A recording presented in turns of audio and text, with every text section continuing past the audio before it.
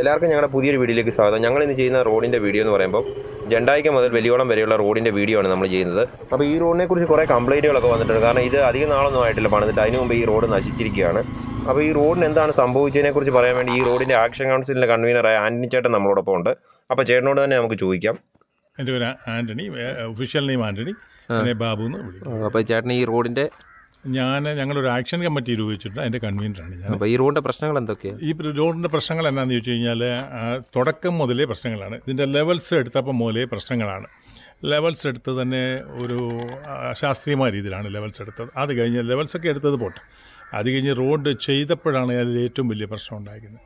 Road ചെയ്തപ്പോൾ എന്ത് സംഭവിച്ചു എന്ന് ചോദിച്ചു കഴിഞ്ഞാൽ അതിന് പ്രോപ്പറായിട്ടുള്ള ഒരു മീൻസ് അതിൻ്റെ ചെയ്യേണ്ട ഒരു മെഷേഴ്സും ചെയ്തല്ല ചെയ്തേക്കുന്നത്. അതിൻ്റെ ഹീറ്റ് എടുക്കുമോ, റോളിങ് കറക്റ്റാണോ, ഇതൊന്നും ആരും നോക്കിയിട്ടില്ല. അത് കാട്ടിലെ തടി തേവരുടാനാണ്, ആർക്കോ കോൺട്രാക്റ്റ് കൊടുത്തു, വന്ന് ചെയ്തിട്ട് പോട്ടെ. ഡിപ്പാർട്ട്മെൻ്റ് എന്നുള്ളൊരു സംഭവം നമുക്ക് നോക്കുകുത്തിയായിട്ട് കാര്യങ്ങൾ ചെയ്തു. അതുകൊണ്ട് എന്ത് സംഭവിച്ചു എന്ന് ചോദിച്ചു കഴിഞ്ഞാൽ റോഡിന് എന്ത് സംഭവിച്ചെന്ന് അവർക്ക് യാതൊരു, അപ്പോൾ ഒരു 4 മാസമായിട്ട് അവർ ടെസ്റ്റുകൾ നടത്തിക്കൊണ്ടിരിക്കുക. എന്താണ് സംഭവിച്ചത്? ചന്ദ്രനിൽ പണിത ഒരു റോഡൊന്നുമല്ല, നിലത്ത് റോഡിൽ പണിതേക്കുന്ന ഒരു സംഭവമാണ്. അതിന് ഇത്രയും ടെസ്റ്റുകൾ എടുത്തിട്ട് എന്താ സാധിക്കാനൊക്കെ കൂടി അതിനകത്ത് ചെയ്തേക്കുന്ന സാധനങ്ങൾ ഇത്രയേ ഉള്ളൂ. റോഡിൻ്റെ ഒന്ന് കിളച്ചിളക്കിയിട്ട് അതിനെ ലെവൽ ചെയ്തിട്ട് അതിൻ്റെ മണ്ടയ്ക്ക്, അതായത് ബിറ്റുമിനിട്ട് ഉറപ്പിച്ചു. ഇത്രയാണ് ഒരു WMO ഇട്ടു, അതിൻ്റെ മണ്ടയ്ക്ക് ബിറ്റുമിനിട്ട് ഉറപ്പിച്ചേക്കുക. ഇതിനാണ് അവർ 100,000 ടെസ്റ്റുകളാണ് പറയുന്നത്. അത് ചെയ്തു, ഇത് ചെയ്തു, ഇത് എന്താ കുഴപ്പമെന്ന് അവർക്ക് മനസ്സിലാകുന്നില്ല. പ്രശ്നങ്ങളാണ്. ഈ പ്രശ്നങ്ങളൊന്നും സാധാരണക്കാരന് കണ്ടാൽ മനസ്സിലാകുന്ന ഒറ്റ പ്രശ്നമേ ഉള്ളൂ. റോഡ് ചെയ്തിട്ട് നെക്സ്റ്റ് ഡേ അവിടെ വെച്ചിരുന്ന വണ്ടികളൊക്കെ മറിഞ്ഞു വീഴാൻ തുടങ്ങി. റോഡിലേക്ക് കുഴിയുണ്ടായിട്ട് മറിഞ്ഞു വീഴാൻ തുടങ്ങി. സ്റ്റാൻഡ് വെച്ചിരുന്ന വണ്ടികൾ മറിഞ്ഞു വീണ് കഴിഞ്ഞപ്പോഴത്തേന് ആൾക്കാർക്ക് തോന്നി ഇതെന്താ ഇങ്ങനെ സംശയം എന്ന് ചോദിച്ച് നോക്കിയപ്പോഴത്തേക്ക് ആ റോഡിൽ ത്രൂ ഔട്ട് പ്രശ്നങ്ങളായി മാറി. ആ പ്രശ്നങ്ങളായി മാറി അതിനെക്കുറിച്ച് ഞങ്ങൾ കംപ്ലയിൻറ്റ് ചെയ്തപ്പോൾ അതായത് ഒരു വലിയ എജിറ്റേഷനൊന്നുമല്ല പോയി. ഞങ്ങൾ ഫേസ്ബുക്ക് വഴിയാണ്, ഇപ്പോഴത്തെ ലേറ്റസ്റ്റ് മാധ്യമം അതാണല്ലോ, ഫേസ്ബുക്ക് വഴിയാണ് ഞങ്ങൾ അങ്ങോട്ടും ഇങ്ങോട്ടും മെസ്സേജസ് പാസ് ചെയ്ത്. അത് പാസ് ചെയ്തപ്പോഴത്തേക്ക് നമ്മുടെ ഡിപ്പാർട്ട്മെൻറ്റുകാരോ അല്ലെന്നുണ്ടെങ്കിൽ MLA ആരും അതിനെ മാനിച്ചില്ല. അവരെല്ലാം MLA നേരിട്ട് എന്നോട് ചോദിച്ചൊരു സംഭവമുണ്ട്, നിങ്ങൾ ഫേസ്ബുക്ക് വഴിയാണല്ലോ റിയാക്ട് ചെയ്യുന്നത്, അതെവിടെ? ഞാൻ പറഞ്ഞു, എന്നാൽ ഒരു കാര്യം ചെയ്യട്ടെ, ഞാൻ വീട്ടിലേക്ക് ഒരു 10-15 പേരെ കൂട്ടിക്കൊണ്ട് വരട്ടെ, നിങ്ങൾക്ക് ഈ കാര്യം പരിഹരിക്കാമെന്ന് ചോദിച്ചു. പുള്ളി ഒന്ന് ചിരിച്ചു തള്ളി, അത്രമാത്രം. അപ്പം ഈ ഫേസ്ബുക്കിൻ്റെയും മറ്റു കാര്യങ്ങളിലേക്ക് വാലിഡിറ്റി എന്താണെന്നുള്ള കാര്യം അവർക്ക് ഇപ്പം മനസ്സിലായിട്ടുണ്ട്. കാരണം ജനങ്ങൾ മൊത്തം അറിയുന്നത്, ഞാനൊരു നോട്ടീസ് അടിച്ചിറക്കിയോ ഒരു വേറെ പരിപാടി ചെയ്തോ അടിച്ചിറക്കിയാൽ ആ നോട്ടീസിൻ്റെ ഡിസ്ട്രിബ്യൂഷൻ കഴിയുന്നതോടുകൂടി അതിനെക്കുറിച്ചുള്ള കാര്യങ്ങൾ പോകും. ഇത് ഞങ്ങൾ ഡെയിലി ഇതിങ്ങനെ റൊട്ടേറ്റ് ചെയ്തുകൊണ്ടിരിക്കുകയാണ് കാര്യങ്ങൾ. അതുകൊണ്ട് എന്ത് വെച്ച് കഴിഞ്ഞാൽ ജനങ്ങൾ അവബോധം ഉണ്ട്, കാര്യം ഈ എന്തോ പ്രശ്നം നടക്കുന്നു. അത് കൂടാതെ എന്ത് സംഭവിച്ചു എന്ന് ചോദിച്ചു കഴിഞ്ഞാൽ റോഡിളകി കഴിഞ്ഞിട്ട് അന്നത്തെ ഇവിടെ ഓരോറ്റ പാർട്ടിക്കാരും ഇടപെട്ടില്ല. സത്യം പറഞ്ഞു കഴിഞ്ഞാൽ പാർട്ടിക്കാർ സാധാരണ ചെറിയൊരു കാര്യമുണ്ടെങ്കിൽ പാർട്ടിക്കാരെല്ലാം ഇടപെട്ട് പ്രശ്നങ്ങളുണ്ടാക്കുന്നതാണ്. അവർക്കൊരു, അതായത് മേൽക്കൈ നേടാൻ വേണ്ടി ചെയ്തവരെ നശിപ്പിക്കുന്നൊരു പരിപാടിയുള്ള. പക്ഷേ ഇവിടെ ഒരു പാർട്ടിക്കാരും ഇടപെട്ടില്ല. ഞങ്ങൾ കുറച്ച് 4-5 യുവാക്കൾ, അതിൽ വിദേശത്തുള്ള ചിലരാണ് കൂടുതൽ നമ്മളെ സപ്പോർട്ട് ചെയ്ത്, നിങ്ങളെ ചെയ്യണം, ഞങ്ങൾ വിടില്ല എന്ന് പറഞ്ഞ് കൂടുതൽ സപ്പോർട്ട് ചെയ്ത് അവരോട് നിങ്ങൾ ചെയ്യണം, ഞങ്ങൾക്ക് വേണ്ടി കൂടെ നിങ്ങളെ ചെയ്യണമെന്ന് ഞങ്ങളെ സപ്പോർട്ട് ചെയ്ത് നമുക്കൊരു കാരണവശാലും വിട്ടു നിൽക്കാൻ വയ്യാത്തൊരു ഇതിലേക്ക് വന്നു. അപ്പോൾ ഞങ്ങൾ എന്ത് ചെയ്തു വെച്ച് കഴിഞ്ഞാൽ, ഓക്കെ, ഇനി എന്ത് വന്നാലും ആത്മാർത്ഥമായിട്ട് കാര്യങ്ങളിൽ ഇടപെടുക. കാര്യം എന്താണെന്ന് വെച്ച് കഴിഞ്ഞാൽ നമ്മുടെ നാട്ടിന് വേണ്ട ഒരു കാര്യമല്ലേ. അപ്പോൾ അതിനെ നമുക്കൊരു കാരണവശാലും അതായത് വിട്ടുകളയാൻ പറ്റില്ലല്ലോ. അത് തന്നെ ആരും അതിൻ്റെ ഓർത്ത്, അതായത് സാധാരണ രീതിയിൽ പാർട്ടിക്കാരോ മറ്റുള്ള ടീമുകളോ ഇടപെടുന്നതാണ്. അവരാരും ഇടപെടുത്താത്തോളം കാലം നമുക്ക് ഇടപെട്ടേ പറ്റുള്ളൂ. അങ്ങനെ ഞങ്ങൾ ഇടപെട്ടു. അത് കഴിഞ്ഞ് പിന്നെ പയ്യെ ടെസ്റ്റുകളായി, കാര്യങ്ങളായി. 3 മാസമായി ഇതിങ്ങനെ നീണ്ടുകൊണ്ടേയിരിക്കുകയാണ്. കോൺട്രാക്ടർ പറയുന്നത് ഞാൻ കാശ് കൊടുത്തായി ചെയ്തത്, ഞാൻ നന്നായിട്ട്, അതായത് ഞാൻ കയ്യിൽ കാശ് മുടക്കി ചെയ്തത്, ഞാനിതൊന്നും വാങ്ങിച്ചിട്ടില്ല, മറ്റേ മാടയൊക്കെ. അതായത് അവർക്കൊരു റെസ്പോൺസിബിൾ ആയിട്ടുള്ള ഒരു കാര്യങ്ങളല്ല സംസാരിക്കുന്നത്. ഇറസ്പോൺസിബിളാണ് എല്ലാ ടോപ്പ് ടു ബോട്ടം. അതായത് മേളിൽ ഡിപ്പാർട്ട്മെൻറ്റ് മുതൽ ഈ ഏജൻറ്റ്സ് ഇവരെല്ലാം ഇറസ്പോൺസിബിളായിട്ടാണ് സംസാരിക്കുന്നത്. എന്നാൽ ആക്ച്വലി അതിനുള്ള പ്രോബ്ലം എന്താണ്? ആ പ്രോബ്ലം ഇന്നതാണ്, നമുക്കത് റെക്ടിഫൈ ചെയ്യാമെന്ന് ഇവരാരും പറയുന്നില്ല. ഇപ്പോഴവർ വന്നിട്ട് പറയുന്നുണ്ട് നമുക്കത് റെക്ടിഫൈ ചെയ്യാം, ഇപ്പം ഞങ്ങൾ ചെയ്തോട്ടെ. ഈ മഴക്കാലത്ത് നമ്മളെ ചെയ്താൽ എന്നാ സംഭവിക്കുമെന്ന് ചോദിച്ചു കഴിഞ്ഞാൽ അവർ പറയും, ഈ മഴക്കാലത്ത് നാട്ടുകാർ നിർബന്ധിച്ചുകൊണ്ട് ഞങ്ങളത് ചെയ്തു, ഇളകിപ്പോയി എന്ന് പറയും. കാരണം എന്തെങ്കിലും ഒരു കാരണം ആരുടെയെങ്കിലും മണ്ടയ്ക്കിട്ട് രക്ഷപ്പെടുക എന്നാണല്ലോ എല്ലാവരുടെയും ആഗ്രഹം. അപ്പോൾ അത് നടക്കാൻ ഞങ്ങൾ ആഗ്രഹിക്കുന്നില്ല. ഞങ്ങൾക്ക് വേണ്ട പ്രോപ്പറായിട്ട് സാധനം. കാരണം നമുക്കറിയാം, ഡിപ്പാർട്ട്മെൻറ്റ് വൈസായിട്ട് നമുക്ക് ഓരോ തുകയൊക്കെ അനുവദിച്ച് കിട്ടുന്നത് വളരെ കാലങ്ങൾക്ക് ശേഷമായിരിക്കും അനുവദിച്ച് കിട്ടുന്നത്. അത് ഒറ്റയടിക്ക് നശിപ്പിക്കുക എന്ന് പറഞ്ഞു കഴിഞ്ഞാൽ നമുക്ക് പിന്നീട് ഒരു അടുത്തെങ്ങും ഒന്നും കിട്ടിയെന്ന് വരില്ല.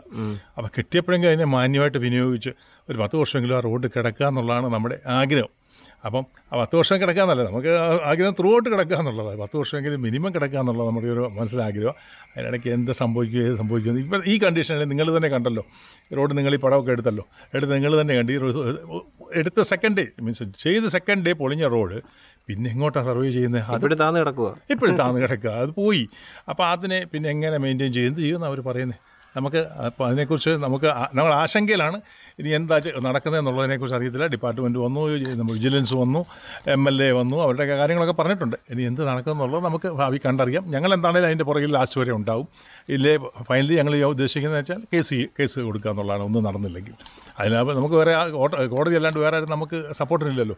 അപ്പോൾ ഫൈനലി കോടതി വരെ പോകണമെങ്കിൽ ഞങ്ങൾ പോകുക എന്നുള്ള കാര്യത്തിൽ ഞങ്ങൾ ഉറച്ച്. കഴിഞ്ഞിടയ്ക്ക് എങ്ങാണ്ട് ഇവിടെ വിജിലൻസുകാരൊക്കെ വന്നായിരുന്നു. വിജിലൻസ് വന്നു, അവർ കാര്യങ്ങളൊക്കെ വെച്ച് വിജിലൻസ് നമ്മളോട് പറഞ്ഞു, നിങ്ങൾ പറഞ്ഞ നിങ്ങളുടെ ഭാഗം വളരെ കറക്റ്റാണ്. കാരണം നിങ്ങൾ ചെയ്തില്ലായിരുന്നെങ്കിൽ മറ്റാരും ഇതിൻ്റെ പുറകെ വരില്ലായിരുന്നു. ഈ റോഡ് ഇങ്ങനെ കോൺട്രാക്ടർ വന്നായിരുന്നു, വിജിലൻസ് കോൺട്രാക്ട് ഉണ്ടായിരുന്നു. ഡിപ്പാർട്ട്മെൻറ്റിൽ നിന്നുള്ള എല്ലാവരും ഉണ്ടായിരുന്നു. അവരെല്ലാവരുടെയും കാണിക്കുകയാണ്. ഡിപ്പാർട്ട്മെൻറ്റുകാരൊക്കെ ഇങ്ങനെ മാറി ഇത് നിൽക്കുകയായിരുന്നു, എന്താണ്ട് സംഭവിക്കുന്നുള്ള മറ്റേ ഇങ്ങനെ മാറി നിൽക്കുകയായിരുന്നു.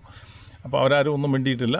അപ്പോൾ ഞങ്ങൾക്കൊരു ആശങ്കയുള്ളതെന്ന് വെച്ച് കഴിഞ്ഞാൽ ഡിപ്പാർട്ട്മെൻറ്റുകാരും ഈ കോൺട്രാക്ടറും ഒന്നും ആക്ച്വലി ഇവർ ഇതെടുക്കുമ്പോൾ വരേണ്ടതല്ല, അതായത് തെളിവെടുക്കുമ്പോൾ വരേണ്ടതല്ല. ഇനിയിപ്പോൾ അവരെ കൂടെ വിളിച്ചിരുന്നോ, അവരുടെ സാന്നിധ്യത്തിൽ എടുക്കാൻ വേണ്ടിയായിരുന്നോ എന്താണെന്ന് നമുക്ക് അതിനെക്കുറിച്ചൊന്നും അറിയത്തില്ല. നമുക്ക് വേണ്ടത് ഫൈനൽ ഇത്രയേ ഉള്ളൂ, ആ റോഡ് നന്നായിട്ട് ചെയ്ത് കിട്ടുക. ബാക്കി കാശ്, അതായത് ഇനിയിപ്പോൾ സത്യം പറഞ്ഞാൽ എത്ര ദിവസമായി ഈ റോഡ് പണിത് കഴിഞ്ഞിട്ട്? പണിതിട്ട് ഇപ്പോൾ 3 മാസത്തിൽ കൂടുതലായിട്ട്. 3 മാസം. നമ്മുടെ മറ്റേ റോഡിനോടൊപ്പം തന്നെ പണിതായിരിക്കും, മറ്റേ റോഡിനോടൊപ്പം തന്നെ വന്ന റോഡാണെന്ന് തോന്നുന്നു. ഇത് നമ്മുടെ കരിമനാങ്കുടി റോഡ് എന്ന് പറയുന്ന സംഭവം അത് വേറെ സംഭവം. എന്നാന്ന് വെച്ച് കഴിഞ്ഞാൽ അത് എയറില്ല, ആ റോഡ് എയറില്ല, അല്ലാണ്ട് ഇതേവരെ നിലത്തായിട്ടില്ല.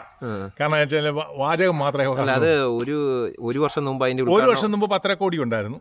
പിന്നെ എഗെയിൻ പത്രക്കോടി ഞാൻ പറഞ്ഞില്ല, അത് മുഴുവൻ ഇതേല ബാണറയിലാണ് പത്രക്കോടി. ഒരു വർഷം മുമ്പ് നമ്മുടെ ഒഴുവമ്പാറ ഒരു ഫ്ലെക്സ് ഉണ്ടായിരുന്നു, നമ്മുടെ ജണ്ടായിക്കിൽ ഒരു ഫ്ലെക്സ് ഉണ്ടായിരുന്നു, കേരള കോൺഗ്രസ് എമ്മുകാർ. അതെ, ഫ്ലെക്സ് ഇതിനു വേണ്ടിയാണ് ഞാൻ പറഞ്ഞില്ല. അത് എയറിലാന്ന് ഞാൻ പറഞ്ഞില്ല. ഇതേ താഴെ നിലത്ത് വന്നിട്ടില്ല. റോഡ് നിലത്ത് വന്ന് പണി ചെയ്യുമ്പോഴല്ലേ റോഡാവുന്നുള്ളൂ. അപ്പോൾ എയറിൽ നിൽക്കുന്നേ ഉള്ളൂ. താഴെ വന്നിട്ട് എന്നാ ഇത് സെറ്റാകുന്നതെന്ന് പറയാൻ പറ്റില്ല. ഞാൻ അടുത്തിടയ്ക്ക് ഡിപ്പാർട്ട്മെൻറ്റുമായിട്ട് PWD ആയിട്ട് അതിനെക്കുറിച്ച് സംസാരിച്ചപ്പോൾ അവർ പറഞ്ഞു, നിങ്ങൾ നാട്ടുകാർ ശക്തമായി പ്രതികരിച്ചെങ്കിലേ അതൊക്കെ നടക്കുകയുള്ളൂ. ഞങ്ങളത് കോൺട്രാക്ട് കൊടുത്തു കഴിഞ്ഞു. കോൺട്രാക്ടറുടെ സൈഡിൽ നിന്ന് കേൾക്കാൻ കഴിഞ്ഞത് എന്താണെന്ന് ചോദിച്ചു കഴിഞ്ഞാൽ, എനിക്ക് 100 കോടി രൂപ ഗവൺമെൻറ്റിൽ നിന്ന് കിട്ടാനുണ്ട്, അതുകൊണ്ട് അത് കിട്ടിയിട്ട് എനിക്ക് തുടങ്ങാൻ പറ്റുള്ളൂ, എൻ്റെ വേറെ കാശില്ല. അപ്പം ഞങ്ങളാരും കോൺട്രാക്ടറോട് പറഞ്ഞില്ല തനിക്ക് ഈ റോഡ് പിടിക്കാനോ തനിക്ക് കാശ് കിട്ടാനുണ്ടോ, ഈ റോഡിൻ്റെ വകയിലേക്ക് എന്തെങ്കിലും കാശ് കിട്ടാനുണ്ടോ എന്ന് നമുക്കറിയത്തില്ല. അതൊക്കെ കിട്ടാനുണ്ട്. അയാൾ എന്തുകൊണ്ട് എഗ്രിമെൻറ്റ് സൈൻ ചെയ്തു? അയാൾക്ക് ഇതിനകത്ത് ബെനിഫിറ്റ് ഉണ്ടായിട്ടില്ല അയാൾ സൈൻ ചെയ്തത്. ഇല്ലെങ്കിൽ XOR ആരെങ്കിലും ഇയാൾ അല്ലെങ്കിൽ വേറൊരാൾ സൈൻ ചെയ്ത് ചെയ്യേണ്ട കാര്യങ്ങളാണ്. അപ്പോൾ എന്താണെങ്കിലും ആ റോഡിനും ഇത് തന്നെയാണ് പ്രശ്നം. കാര്യം എന്താണെന്ന് വെച്ച് കഴിഞ്ഞാൽ ഇങ്ങനെ ആയിരിക്കും. അല്ല, അതും ഇങ്ങനെ തന്നെ ആയിരിക്കും. നമ്മളെന്ന് പറഞ്ഞാൽ ഈ ഭാഗത്തോട്ടുള്ള ആൾക്കാരെ തഴയപ്പെട്ടവരെന്ന് കൂട്ടിയാൽ മതി. കാര്യം എന്താണെന്ന് വെച്ച് കഴിഞ്ഞാൽ ചില ഭാഗങ്ങളിലുള്ള ആൾക്കാർ ഇവന്മാർക്ക് എന്താ അവിടെ ജീവിക്കാൻ അർഹത എന്നുള്ള മട്ടിലാണ് ഇവർ നമ്മളെ കരുതുന്നത്. പിന്നെ എന്തോ ഗുരുത്വം കൊണ്ട് നമ്മുടെ ഇതുവഴി 1-2 റോഡുകൾ റീബിൽഡ് കേരള ഇപ്പോൾ എടുത്ത് സിമെൻറ്റ് ചെയ്തിട്ടുണ്ട്. നമ്മളിപ്പോൾ നിങ്ങളുടെ വീട്ടിലോട്ട് വന്ന റോഡ് അടിപൊളിയായിട്ട്. അതേമാതിരി 1-2 റോഡ് ചെയ്തിട്ടുണ്ട്. അത് ഒരുവിധം ഡീസൻ്റായിട്ട് ചെയ്തിട്ടുണ്ട്. അത് പെർഫെക്റ്റ് എന്ന് പറയാനല്ല, ഒരുവിധം ഡീസൻ്റായിട്ട് ചെയ്തിട്ടുണ്ട്. കാരണം പലയിടത്തും സാധാരണ കോൺക്രീറ്റ് ചെയ്യുന്ന റോഡ് ഇത്രയും നല്ല മനോഹരമല്ല. ഒരുവിധം നന്നായി ചെയ്തിട്ടുണ്ടെന്നേ അത് പറയാൻ പറ്റുള്ളൂ. കാര്യം വെച്ചാൽ മറ്റുള്ളിടത്ത് ഈ റീബിൽഡ് കേരളയുടെ പണി അത് ഇതേമാതിരി കോൺക്രീറ്റ് റോഡ് ചെയ്തിട്ടുണ്ട്. ചില മറ്റ് സ്ഥലങ്ങളിൽ ഞങ്ങൾ കണ്ടിട്ടുണ്ട്. അതൊക്കെ വളരെ സ്മൂത്തായിട്ട് നല്ല അടിപൊളിയായിട്ട് പോയിക്കുന്നത്. ഇത് അതായത് അത്ര ഒരു ക്വാളിറ്റി അല്ല. പോട്ടെ, എന്നിരുന്നാലും നമ്മൾ സാറ്റിസ്ഫൈഡ് ആണ്. കാര്യം എന്താണെന്ന് വെച്ച് കഴിഞ്ഞാൽ തമ്മിൽ ഭേദം തൊമ്മനെന്നുള്ള ആ ഒരു ബേസിൽ നമ്മൾ സാറ്റിസ്ഫൈഡ് ആണ്. ബാക്കി ഈ കരിമനാങ്കുടി റോഡും ഈ ജണ്ടായിക്കൽ അത്തിക്കൻ റോഡും എന്ത് സംഭവിക്കും എന്നുള്ളതിനെക്കുറിച്ച് നമുക്കറിയാം. കരിമനാങ്കുടി റോഡിനെക്കുറിച്ചുള്ള ഏറ്റവും വലിയ രസം എന്ന് വെച്ച് കഴിഞ്ഞാൽ ഞാൻ അടുത്ത MLA സംസാരിച്ച MLA പറഞ്ഞത് അയാൾ ലാസ്റ്റ് മൊമെൻറ്റിലാണ് വന്ന് എഗ്രിമെൻറ്റ് സൈൻ ചെയ്തിരിക്കുന്നത്. ആര്? കോൺട്രാക്ടർ. അപ്പോൾ അയാൾക്ക് ഇനി 1 വർഷത്തെ സമയമുണ്ട്. അയാളുടെ ഇടയ്ക്ക് കാലിലിറക്കുന്നു, അത് ചെയ്യുന്നു. അതായത് എല്ലാം അതായത് കുഴിയടച്ചായിരുന്നല്ലോ, മറ്റേ നമ്മുടെ കുഴിയടച്ച് നിങ്ങൾ കണ്ടു കാണുമല്ലോ. ആ കുഴിയടച്ചതെന്ന് ചുമ്മാ പാറ മക്ക് കൊണ്ട് തള്ളിയിട്ട്, അതായത് നമുക്ക് അന്ന് കുറെ കൂടെ ട്രാവൽ ആക്കി തന്നതേ ഉള്ളൂ. ഇവിടെ കുഴി അടയ്ക്കുന്നതിന് സാധാരണഗതി കുറച്ചുകൂടെ അല്ല, ഇത് കുഴി അടയ്ക്കാനല്ലോ, ഓൾറെഡി ഇതിന്റെ ഉദ്ഘാടനം കഴിഞ്ഞല്ലേ.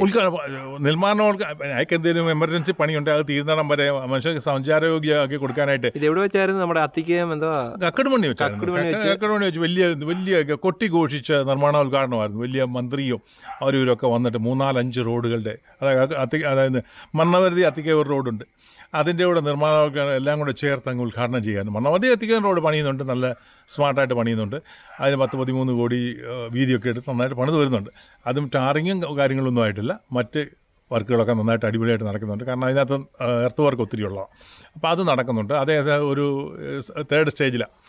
അപ്പോൾ അതും ഒരു 6 മാസത്തിനുള്ളിൽ 8 മാസത്തിനുള്ളിൽ അതും ഫിനിഷ് ആകും. പക്ഷേ നമ്മുടെ കരിമ്പനാങ്കുഴി റോഡിനെ കുറിച്ചുള്ള എന്നാന്ന് ചോദിച്ചു കഴിഞ്ഞാൽ അവർ തിരിഞ്ഞു പോലും നോക്കുന്നില്ല. കാര്യം എന്താണെന്ന് വെച്ചാൽ 10 കോടി രൂപയാണ് അനുവദിച്ചേക്കുന്നത്. ആ 10 കോടി രൂപ എവിടെയാണ് അനുവദിച്ചേക്കുന്നത്, ആർക്കാണ് അനുവദിച്ചേക്കുന്നത്, നിർമ്മാണോദ്ഘാടനം എവിടെയാണ്, എന്താ നിർമ്മാണം? ഈ റോഡിന് എത്രയായിരുന്നു ഇത് ഈ നമ്മുടെ ഇപ്പോൾ ഈ 4.3 4.25 അങ്ങനെ കണ്ടാണ് അതിൻ്റെ ഒരു ഇത്. കോൺട്രാക്ട് ഇത് പിടിച്ചേക്കുന്നത്, ടെൻഡർ പിടിച്ചേക്കുന്നത് 3 പോയിൻറ്റ് സംതിങ്ങിനാണെന്ന് തോന്നുന്നു. അത് എക്സാക്റ്റ് അതിനെക്കുറിച്ച് നമുക്ക് ഡീറ്റെയിൽ ആയിട്ടുള്ളത് നമുക്ക് പേപ്പറിൽ നോക്കിയാലേ കറക്റ്റ് അറിയത്തുള്ളൂ. എന്നാലും ഞാൻ റഫായിട്ട് അങ്ങ് പറയാം, ഈ ഒരു ലെവലിലാണ് അതിനെ പിടിച്ചേക്കുന്നത്. എന്നിരുന്നാലും അതായത് കോൺട്രാക്ടറുടെ സൈഡിൽ നിന്ന് കോൺട്രാക്ടർ ഇപ്പോൾ എൻ്റെ അടുത്ത് അതായത് അദ്ദേഹത്തിൻ്റെ വണ്ടിയിൽ എന്നെ വിളിച്ച് കയറ്റി, ഞങ്ങളിങ്ങനെ ഒന്ന് കണ്ടപ്പോഴത്തേക്ക് വിളിച്ച് കയറ്റിയപ്പോൾ ഞാൻ ചോദിച്ചു, എൻ്റെ പൊന്നു ചേട്ടാ ഞങ്ങൾക്ക് വേറെ കംപ്ലയിൻ്റ് ഒന്നുമില്ല, നിങ്ങളങ്ങ് ചെയ്ത് ഒഴിവാക്കുക, അതാണ് ഞങ്ങൾക്ക് നിങ്ങളെ ഉപദ്രവിക്കണമെന്നൊന്നും യാതൊരു താല്പര്യമില്ല. കാരണം അയാൾ ഒരു സാധാരണ മനുഷ്യനല്ലേ, അയാൾ ജോലി എടുപ്പിക്കാമെന്ന മനുഷ്യനാണ്. അപ്പോൾ അയാൾ ചെയ്തിട്ട് പോട്ടെന്നേ. നമുക്ക് വേണ്ടതെന്ന് വെച്ചാൽ നമുക്ക് സ്മൂത്തായിട്ടുള്ള റോഡ് കിട്ടുക. കാരണം ഗവൺമെൻറ് മുടക്കിയ കാശ് എന്ന് പറഞ്ഞാൽ നമ്മളൊക്കെ കൊടുത്ത ടാക്സ് ഉപയോഗിച്ച് ഗവൺമെൻറ് നമുക്കൊരു വീതം തന്നാൽ അത് മാന്യമായിട്ട് ഉപയോഗിച്ചിട്ട് പോകണമെന്നുള്ളത് നമ്മുടെ ആഗ്രഹം. അത് ഉപയോഗിക്കാനായിട്ട് പറ്റുന്നില്ലെങ്കിൽ ആരാണോ കുഴപ്പക്കാരൻ അവരെ ശിക്ഷിക്കേണ്ടതാണ്, അത് വേണ്ട നടപടി സ്വീകരിക്കേണ്ടതാണ്. കാരണം ആരുടെ ഭാഗത്താണ് കുഴപ്പമുണ്ടായെന്ന് നമുക്കറിയത്തില്ലല്ലോ. കോൺട്രാക്ടറുടെ ഭാഗത്തുനിന്നാണോ ഡിപ്പാർട്ട്മെൻറ്റിൻ്റെ ഭാഗത്തുനിന്നാണോ എവിടുന്നാണ് കുഴപ്പമുണ്ടായെന്ന് നമുക്കറിയത്തില്ല. ആക്ച്വലി ഡിപ്പാർട്ട്മെൻറ്റ് ഭാഗത്തുനിന്ന് നല്ല കുഴപ്പമുണ്ട്. കാര്യം എന്താണെന്ന് വെച്ച് കഴിഞ്ഞാൽ അവർ ഈ വർക്ക് സൂപ്പർവൈസ് ചെയ്യണം അതിൻ്റെ ടൈം ടു ടൈം. ഇത് അവർ ചെയ്തിട്ടില്ല ഒരിക്കലും.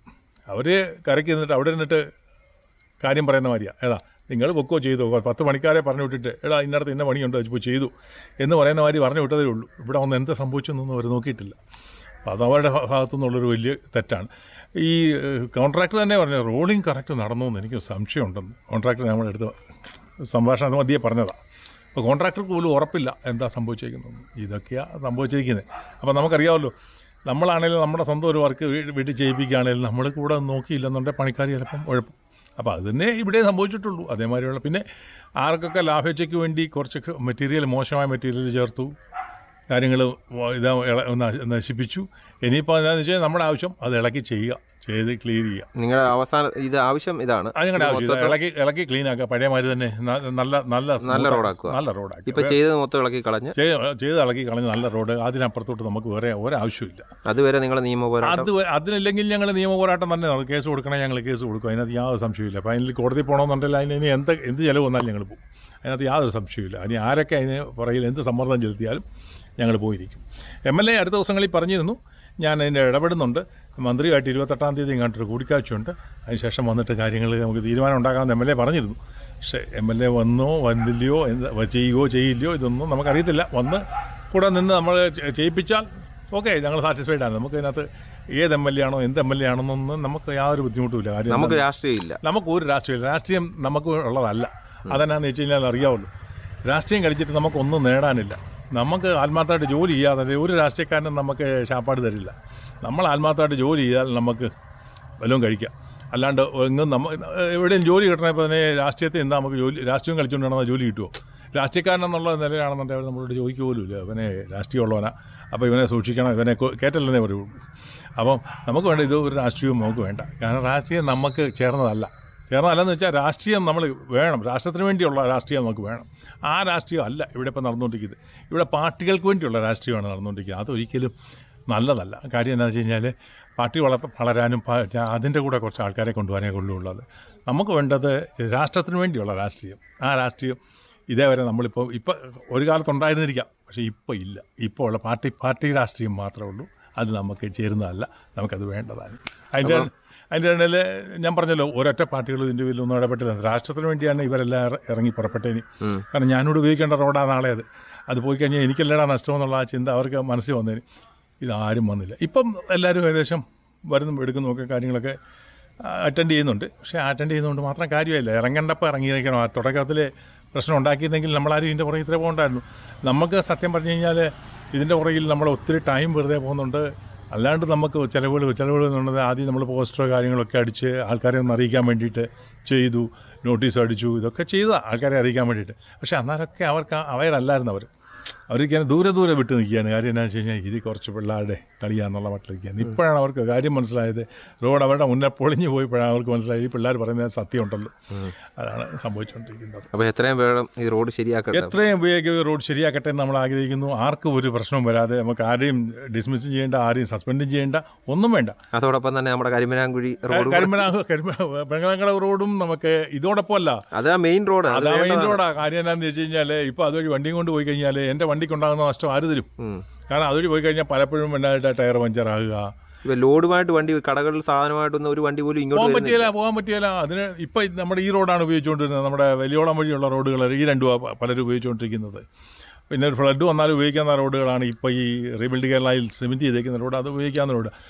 മറ്റേ റോഡ് നന്നായി കഴിഞ്ഞാൽ എന്തെല്ലാം മാറ്റങ്ങളുണ്ട്. കാര്യം എന്താണെന്ന് വെച്ച് കഴിഞ്ഞാൽ റാന്നിക്ക് പോകാനൊക്കെ എന്ത് എളുപ്പമാണ്. ട്രാഫിക്ക് കുറവ്. ഇപ്പോൾ ട്രാഫിക്കാണല്ലോ, ഏത് റോഡിൽ ഇറങ്ങിയാലും ഹെവി ട്രാഫിക്കാണ്. ആ ട്രാഫിക്ക് കുറവാക്കണമെന്നുണ്ടെങ്കിൽ കുറച്ച് ഇതേമാതിരി റോഡുകൾ നന്നായി കഴിഞ്ഞാൽ എല്ലാ ആൾക്കാർ പോവുള്ളൂ. ഇല്ലെങ്കിൽ അങ്ങോട്ട് പോകണ്ടാത്ത 2 കിലോമീറ്റർ നല്ല റോഡിൽ പോകാൻ കിട്ടുമെന്നുണ്ടെങ്കിൽ ഒരു 3 കിലോമീറ്റർ കൂടുതൽ ഓടിയാലും ആൾക്കാർ പറയും എന്നാൽ ഇതുവഴി അങ്ങ് പോകാം, അതാ സൗകര്യം എന്ന് പറയും. അപ്പോൾ അത് മാറ്റി ട്രാഫിക്കൊക്കെ ഒന്ന് അഡ്ജസ്റ്റ് ആക്കണമെന്നുണ്ടെങ്കിൽ ഉറപ്പായിട്ട് ആ റോഡെല്ലാം പണിത് നന്നായിട്ട്. കാരണം ജനങ്ങൾക്കല്ലാണ്ട് എന്താണ് കിട്ടുന്നത്? ആർക്കെങ്കിലും പേഴ്സണലായിട്ട് കൊണ്ട് ആരെങ്കിലും കാശ് കൊടുക്കുന്നോ? ഇല്ലല്ലോ. ഇതേമാതിരിയുള്ള സംവിധാനങ്ങൾക്ക് വേണ്ടിയല്ലേ ഈ ടാക്സും കാര്യങ്ങളൊക്കെ പിരിക്കുന്നത്. അപ്പോൾ അതിനുവേണ്ടി ഉപയോഗിച്ച് ജനങ്ങൾക്ക് വേണ്ട ഇത് സംവിധാനങ്ങൾ ചെയ്തു കൊടുക്കണം. അപ്പോൾ ഇത്രയും കാര്യങ്ങൾ നമ്മളോട് പറഞ്ഞ ചേട്ടനോടുള്ള നന്ദി അറിയിക്കുന്നു. Okay, thank you.